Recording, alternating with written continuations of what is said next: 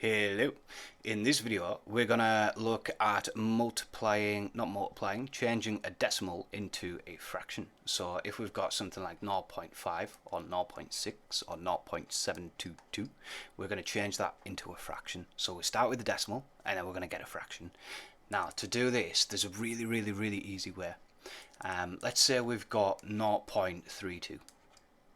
And we want to change that into a fraction. It's none of the common ones that we know. We don't recognize it as like a half or a quarter or anything like that. So all we do is take that bit of the decimal, the bit after the decimal point, and that's our numerator, 32.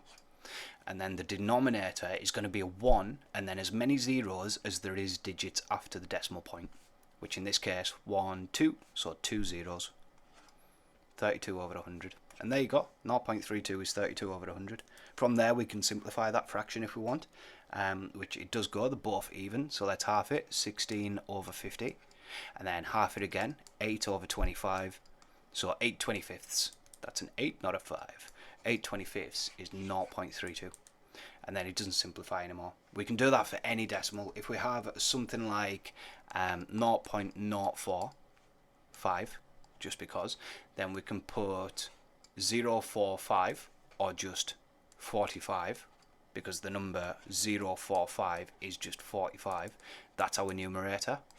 And then a 1, and then as many digits as there is after the decimal point, that's how many zeros we put.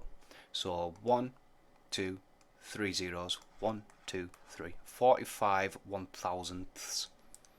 That's 0.045 as a fraction. That works for any decimal. If it's recurrent or it's an irrational number or something like that, then it has its own rules. But if it's just a decimal that just terminates eventually, then it's just whatever digits you get, that's the numerator, and then a 1 and that many zeros, that's the denominator. From there, we can just simplify. So 45 over 1,000, let's simplify that. How many 5's going to 45? That's 9.